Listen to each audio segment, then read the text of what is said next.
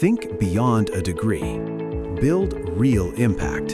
Shape your future with an MBA.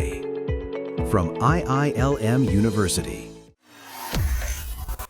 UGC के नए नियम को लेकर काफी पूरे देश भर में बवाल मचा रहा और बवाल मचने के बाद सुप्रीम कोर्ट ने इस नए नियम पर फिलहाल के लिए अभी रोक लगा दी है। 19 मार्च को इसकी अगली सुनवाई होगी, लेकिन इस फैसले के बाद मतलब जो है तब भी बवाल जो अब थोड़ा थमता हुआ नजर आ रहा है। लेकिन 30 जनवरी को शिक्षा मंत्रालय की एक बैठक हुई। बैठक से क्या कुछ निकलकर सामने आया, क्या कुछ बातें हुई, ये जानने के लिए न्यूज रूम में हमारे साथ ऋतिक है। ऋतिक, जो शिक्षा मंत्रालय की बैठक हुई है उस पर क्या कुछ निकल कर आया? बिल्कुल, देखिए यूजीसी एक्ट को लेकर जिस तरीके से सुप्रीम कोर्ट में बीते दिनों सुनवाई हुई, फिलहाल सुप्रीम कोर्ट ने इस नए नियम को रोक दिया है, उस पर रोक लगा दी है और 2012 का जो नियम है वही लागू रहेगा।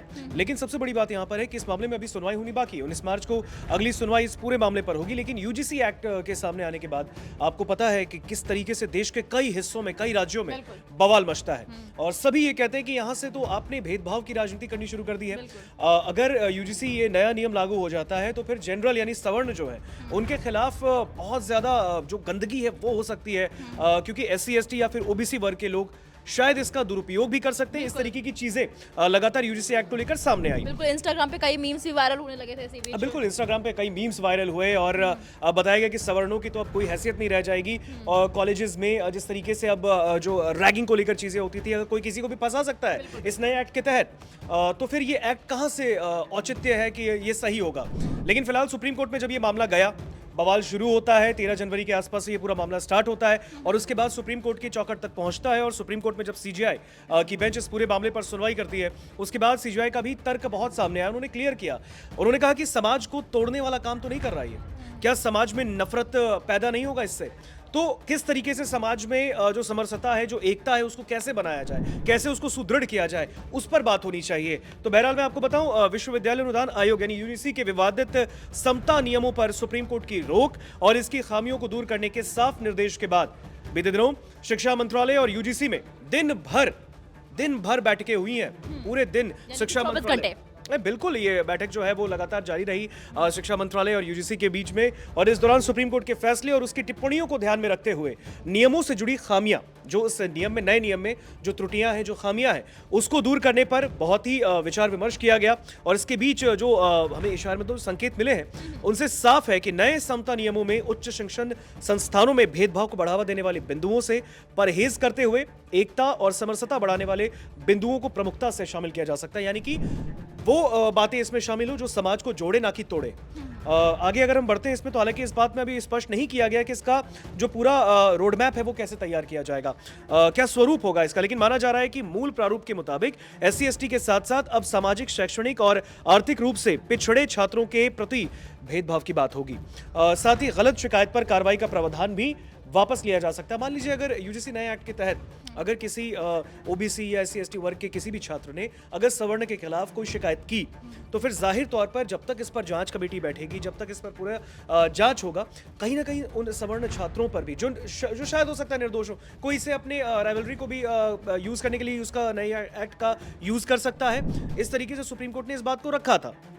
आगे अगर हम बढ़े, देखिए इस पूरे मामले पर अगर मैं आपको बताऊं तो ये तय है कि नए नियमों में ऐसी कोई चीज नहीं रखी जाएगी जिससे एक ही संस्थान में, एक इंस्टीट्यूशन में पढ़ने वाले बच्चों के बीच भेदभाव दिखे, यानी वहां पर एकता होनी बहुत जरूरी है।